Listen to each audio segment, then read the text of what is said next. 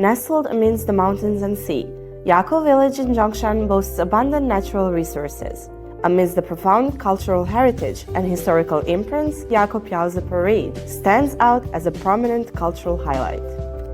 Hello, I'm Salma, and today I came to charming Yaakou village to explore the Yaakou exhibition hall. As the name suggests, piao refers to floating or soaring, while se refers to elaborate and clever disguises used. In the context of piaose, a group of people push a beautifully decorated colorful board with fixed and arranged character figures in artistic poses. Performers perform folk legends on a small stage called sigway in the form of a parade. Yaakou Parade designed based on the characters from different piaose tales. Therefore, every year on the 6th day of 5th lunar month, Yaakou village attracts numerous visitors. It's very nice to meet you today. I must say, I'm very curious about the swing-style piaose. Could you tell me a little bit more about it? 我哋間街後環標室呢，我哋都話真有300幾年環啦佢。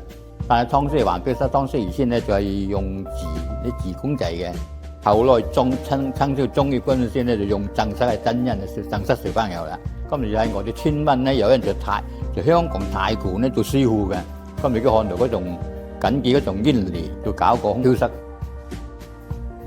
This magical piaose is more than exquisite craftsmanship.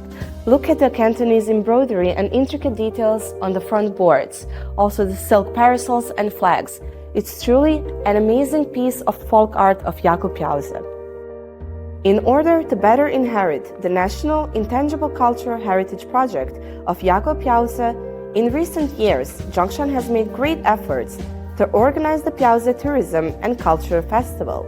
I believe that being a resident in the Yaakou village is of great happiness, as you can enjoy both the tranquility of the countryside and the Yaakou Parade.